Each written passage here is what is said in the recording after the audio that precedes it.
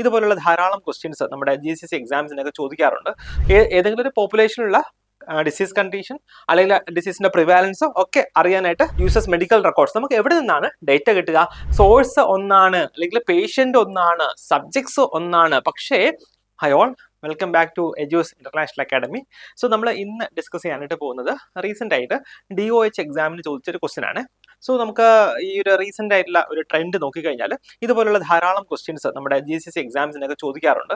So അത്യാവശ്യം നന്നായിട്ട് നമ്മൾ മനസ്സിലാക്കി പഠിച്ചു കഴിഞ്ഞാൽ വളരെ സിമ്പിൾ ആയിട്ട് വളരെ ഈസി ആയിട്ട് നമുക്ക് മാർക്ക് സ്കോർ ചെയ്യാൻ പറ്റുന്ന ഏരിയ ആണ് കേട്ടോ. അപ്പോൾ നമുക്ക് ക്വസ്റ്റ്യനിലേക്ക് പോകാമേ.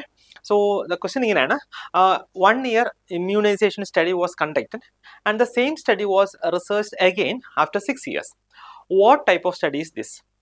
Option A, cross-sectional study. Option B, retrospective study. Option C, longitudinal study. Option D, case control study. നോക്കിക്കേ, ഇവിടെ ക്വസ്റ്റ്യൻ എന്താ പറയുക? ഒരു 1 year ഇമ്മ്യൂണൈസേഷൻ സ്റ്റഡി അല്ലേ, അതായത് ഒരു വർഷം ഒരു വർഷം നമ്മൾ ഇമ്മ്യൂണൈസേഷനെ കുറിച്ച് പഠിച്ചു കേട്ടോ. 1 year immunisation study was conducted. നോക്കിയാ, and the same study, same അതേ സ്റ്റഡി തന്നെ അല്ലേ, same study was researched again after 6 years അല്ലേ. അതായത് ഒന്നാമത്തെ വർഷം നമ്മൾ ഒരു സ്റ്റഡി നടത്തി, പിന്നെ സെയിം സ്റ്റഡി തന്നെ, സെയിം സംഗതി തന്നെ നമ്മൾ 6 വർഷം അല്ലെ, 6 വർഷം കഴിഞ്ഞിട്ട് വീണ്ടും ചെയ്തു അല്ലെ. സെയിം സ്റ്റഡി തന്നെ നമ്മൾ മേ ബി അതിന് കണ്ടിന്യൂഷൻ ആയിട്ട് നമ്മൾ 6 വർഷം കഴിഞ്ഞിട്ട് ചെയ്തു.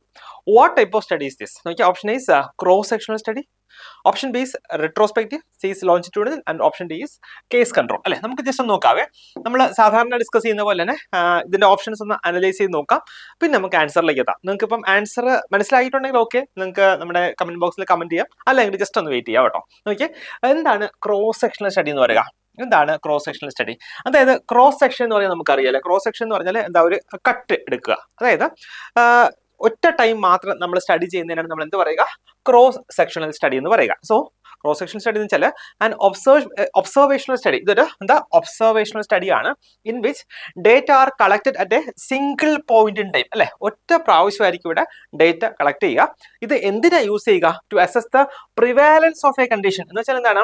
സപ്പോസ് നോക്കിയേ, ഇപ്പൊ നമ്മൾ ഒരു കേരള ഒരു സ്റ്റേറ്റ് തന്നെ എടുത്തു കഴിഞ്ഞാലും ഇന്ന് നമ്മൾ നോക്കുമ്പോൾ എത്ര പേർക്ക് ഡയബറ്റിസ് മെലൈറ്റസ് ഉണ്ട്, അല്ലെങ്കിൽ എത്ര പേർക്ക് CAD ഉണ്ട്. സോ അതാണ് ഒരു പ്രിവാലൻസ് സ്റ്റഡി എന്ന് പറയുക കേട്ടോ. Assess the prevalence of a condition or disease or characteristic in a population. അതായത് ഏതെങ്കിലും ഒരു പോപ്പുലേഷനുള്ള ഡിസീസ് കണ്ടീഷൻ അല്ലെങ്കിൽ ഡിസീസിന്റെ പ്രിവാലൻസോ ഒക്കെ അറിയാനായിട്ട് ഒരു സിംഗിൾ പോയിന്റ് ഓഫ് ടൈമിൽ നമ്മൾ ചെയ്യുന്ന സ്റ്റഡിയാണ് ക്രോസ് സെക്ഷണൽ സ്റ്റഡി എന്ന് പറയുക.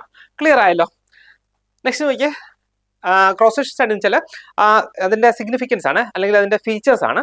Snapshot of A population at one time എന്ന് വെച്ചാൽ ഞാൻ പറഞ്ഞല്ലോ, ഒരു സിംഗിൾ പോയിന്റ് ഓഫ് ടൈമിൽ നമ്മൾ ചെയ്യുന്ന സ്റ്റഡി ആണെന്ന് പറഞ്ഞു.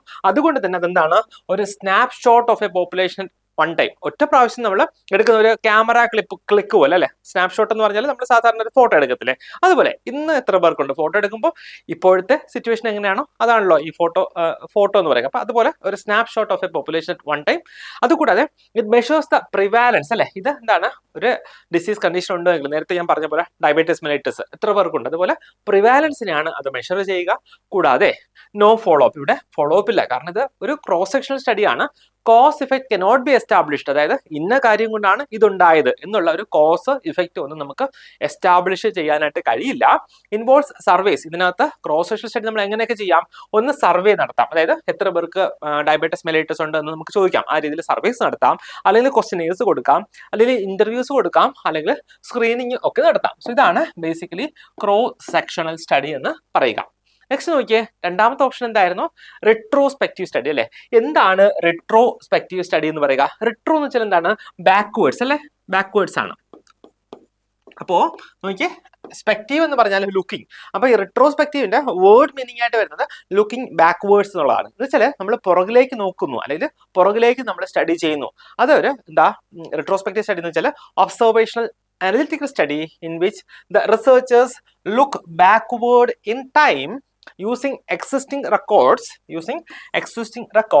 or past data to examine the exposure and outcome relationship. അതായത് നമ്മൾ ഇന്ന് ഇരുന്നിട്ട് പഠിക്കുകയാണ്, ഇപ്പൊ നമ്മുടെ കയ്യിൽ ഒരു 10 ലങ് ക്യാൻസർ പേഷ്യൻസ് വന്നിട്ടുണ്ട്. സോ നമ്മൾ ഇന്ന് ഇരുന്നിട്ട് പഠിക്കുകയാണ് എന്തുകൊണ്ടായിരിക്കാം ഇവർക്ക് ലങ് ക്യാൻസർ വന്നത്. സോ ഇതാണ് എന്താ ഈ റിട്രോസ്പെക്റ്റീവ് സ്റ്റഡി എന്ന് പറയുക. അപ്പം നമുക്ക് എവിടെ നിന്നാണ് ഇതിന്റെ ഡേറ്റ കിട്ടുക?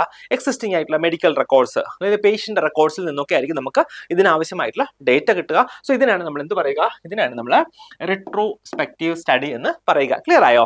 നെക്സ്റ്റ് ഇതിന്റെ സിഗ്നിഫിക്കൻസ് എന്താണെന്ന് വെച്ച് കഴിഞ്ഞാൽ both exposure and outcome have already occurred at the time of study. നമ്മൾ സ്റ്റഡി നടത്തുമ്പോൾ തന്നെ എക്സ്പോഷർ ഓൾറെഡി നടന്നിട്ടുണ്ടാവും. അതിന്റെ ഔട്ട്കം ആയിട്ട് ഈ എക്സ്പോഷർ കാരണം മേ ബി ഒരു ഡിസീസ്, ഇപ്പൊ സ്മോക്കിംഗ് ലങ് ക്യാൻസർ ആണെങ്കിൽ സ്മോക്കിംഗ് കാരണമായിരിക്കാം പേഷ്യന്റ് ലങ് ക്യാൻസർ വന്നത്. സോ ഇത് രണ്ടും ഓൾറെഡി ഉണ്ടായിട്ടുണ്ടാവും. സോ അതിനുശേഷമാണ് നമ്മൾ സ്റ്റഡി ചെയ്യുക. Uses medical records. നമുക്ക് എവിടെ നിന്നാണ് ഡേറ്റ കിട്ടുക? മെഡിക്കൽ റെക്കോർഡ്സിൽ നിന്ന്, പാസ്റ്റ് റിപ്പോർട്ട്സിൽ നിന്ന്, പേഷ്യന്റ് രജിസ്റ്റേഴ്സിൽ നിന്ന്, പേഷ്യന്റ് ഹിസ്റ്ററിയിൽ നിന്നൊക്കെ ആയിരിക്കും നമുക്ക് ഇതിനാവശ്യമായിട്ടുള്ള ഡേറ്റ കിട്ടുക. Used in case control studies and retrospective cohort studies. നമ്മൾ സാധാരണ ഈ റിട്രോസ്പെക്റ്റീവ് സ്റ്റഡി എന്ന് പറയുന്നത് അതൊരു വാസ്റ്റ് ആയിട്ടുള്ള ഒരു ഏരിയ ആണ്. അതിന്റെ അണ്ടറിലാണ് ഈ കേസ് കൺട്രോൾ സ്റ്റഡി ഒക്കെ വരിക. കേസ് കൺട്രോൾ സ്റ്റഡി അതുകൂടാതെ റിട്രോസ്പെക്റ്റീവ് കൊഹോർട്ട് സ്റ്റഡി ഒക്കെ വരുന്നത് റിട്രോസ്പെക്റ്റീവ് സ്റ്റഡിയുടെ അണ്ടറിലാണ്. നെക്സ്റ്റ് മൂന്നാമത്തെ ഓപ്ഷൻ എന്തായിരുന്നു? ലോഞ്ചിറ്റ്യൂഡിനൽ സ്റ്റഡി അല്ലെ. ലോഞ്ചിറ്റ്യൂഡിനൽ സ്റ്റഡി എന്ന് വെച്ചാൽ എന്താണ്? ഒരു ലോങ് അല്ലെ, ഇങ്ങനെ തന്നെ ഓർത്താൽ മതി. ലോഞ്ചിറ്റ്യൂഡിനൽ എന്ന് വെച്ചാൽ എന്താണ്? ലോങ്, എന്താണ്? ലോങ് അല്ലെ, ലോങ് അത്ര ഓർത്താൽ എന്ന് വെച്ചാൽ കുറെ നാൾ നമ്മൾ അവരെ സ്റ്റഡി ചെയ്യും. മേ ബി അത് മാസങ്ങളായിരിക്കാം, അല്ലെങ്കിൽ വർഷങ്ങളൊക്കെ നമ്മൾ സ്റ്റഡി ചെയ്യും. അതിനാണ് എന്ത് പറയുക? ലോഞ്ചിറ്റ്യൂഡിനൽ സ്റ്റഡി എന്ന് പറയുക.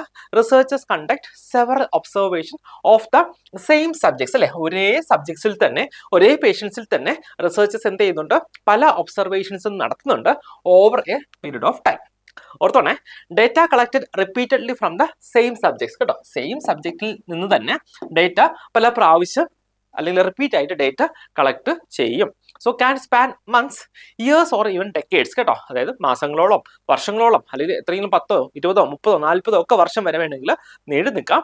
Helps identify the trends, patterns and cause effect relationships കേട്ടോ. അതായത് ഏതെങ്കിലും ഡിസീസിന്റെ ട്രെൻഡ് അത് എങ്ങനെയാണ് ഉണ്ടാകുന്നത്, അതിന്റെ പാറ്റേൺ, കോസ് എഫക്ട് എന്ന് വെച്ചാൽ എന്ത് കാരണം കൊണ്ടാണ് ഈ അസുഖം ഉണ്ടാവുക, അങ്ങനെയുള്ള കാര്യങ്ങളൊക്കെ നമുക്ക് പഠിക്കാനായിട്ട് കഴിയും ഈ ഒരു ലോഞ്ചിറ്റ്യൂഡിനൽ സ്റ്റഡിയിൽ കേട്ടോ. അപ്പൊ നോക്കിയേ, ലോഞ്ചിറ്റ്യൂഡിനൽ സ്റ്റഡി നോക്കിയത് ഇപ്പം മേ ബി 1990 ഇവിടെ പഠനം നടത്തിയത്.